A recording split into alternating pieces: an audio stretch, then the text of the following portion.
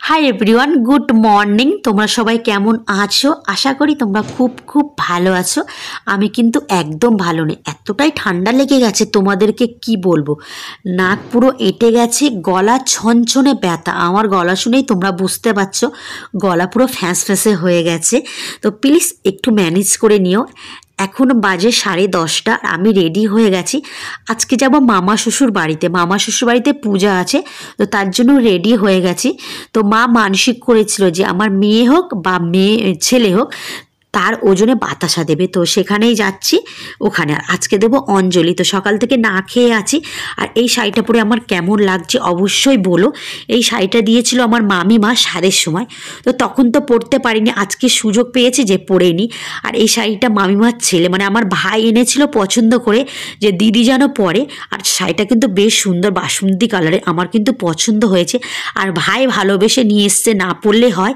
আর জানো তো শাড়ি পরতে আমি কিন্তু ভীষণ ভালোবাসি, কিন্তু জানো তো এখানে না কেউ একটু ধরার লোক নেই। একা একা যেমন পারি তেমনই পড়েছি। মেয়েকে স্নান করে দিয়েছি, আর ওই অরিন্দম দেখো পিছন দিয়ে এসে দেখছি আমি কি করছি না করছি।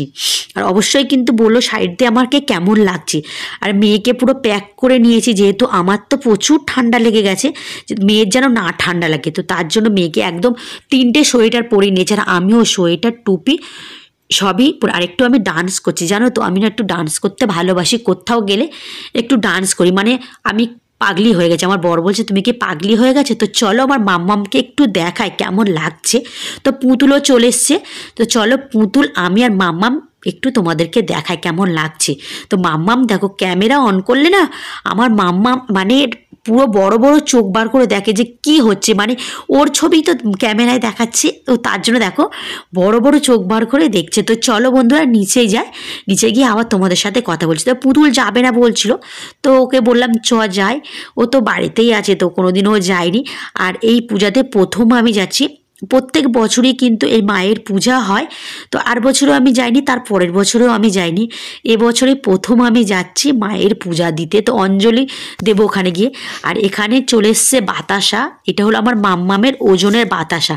তো প্লিজ তোমরা কেউ রাগ করো না যে মাম্মামের ওজনটা আমি তোমাদের সাথে শেয়ার করছি না। তো এটা অরিন্দম বারণ করে দিয়েছে যে মেয়ের ওয়েটটা বলবে না। তো এই দুটো প্যাক করা আছে, দুটো প্লাস্টিকে কিন্তু মাম্মামের বাতাসা। তো প্লিজ তোমরা, আবার বলছি কেউ রাগ করো না, ওয়েটটা আমি বলছি না। তো প্লিজ সোশ্যাল মিডিয়াতে সব কিছু বলাটা উচিত নয়, কিছুটা গোপন রাখাই বেটার। তো এটা আমি শেয়ার করছি না।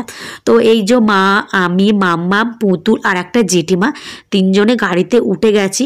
আর মাম্মাম দেখো বড় বড় চোখ বার করে তাকিয়ে আছে। তো চলে এসছি মামা শ্বশুর বাড়ির ওখানে। দেখো সর্ষে ফুলগুলো কত সুন্দর লাগছে। সর্ষে ফুলগুলো অনেক দিন থেকে মিস করছি, দেখি না। তো চলে এসছি। আর এখানে ব্রাহ্মণ মশাই এসে গেছে। তো ব্রাহ্মণ মশাই মানে সব কিছু যোগাযান্তি করছে। তো আমরা আগেই চলে এসেছি, পূজা হবে 12টার দিকে। আর এখানে দেখো পম্পি সব কিছু ফল টল কাটছে। পম্পিকে বলছি পম্পি একটু হাই করে দাও। আর এটা হলো মেজে মামার বড় মেয়ে, তোমরা তো চেনো, তোমাদের সাথে অনেক কবারই শেয়ার করেছি, এটা মামার মেয়ে। তো এখনও রেডি হয়নি বলছে, আমি এখনও রেডি হইনি। তো পম্পি বলছে ঠিক আছে আমি একটু রেডি হয়ে আসি।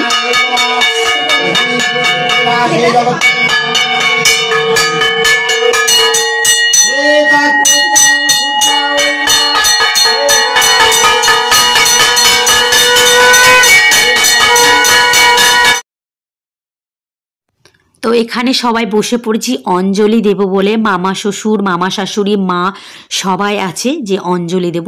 এখানে আছে লক্ষ্মী নারায়ণ আছে, মা চণ্ডী আছে। আর মা চণ্ডীর দিকে দেখলে না একটা অন্যরকম, যে চোখের দৃষ্টিটা দেখলে না এখানে সত্যি মা আছে বলে মনে হয়, যে না সত্যি মা এখানে আছে। আর এখানে নাকি জাগ্রত মা আছে সবাই বলে, দিদিমা অনেক কবার বলছে না সত্যি। আর এটা কিন্তু অনেক বছর আগেকার পূজা। তো আজকে প্রথম আসলাম, সত্যি মনে হচ্ছে যে মা এখানে আছে।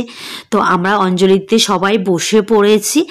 তো মানে মন থেকে না অন্যরকম একটা ফিলিংস হচ্ছে। তো আমাদের পূজা টুজা সব কমপ্লিট হয়ে গেছে, মাকে ছেড়ে সত্যি যেতে ইচ্ছা করছে না, যে মনে হয় এখানে থাকি, কিন্তু এতটাই ঠান্ডা লেগে গেছে আর আমার শরীরটা ততটা ভালো না, তো থাকছি না। মামা শ্বশুররাও বলেছিল থাকতে, তো আমি থাকছি না, যেহেতু আমি না মানে এতটাই কষ্ট, তোমাদের সাথে কথা বলছি কষ্ট হচ্ছে।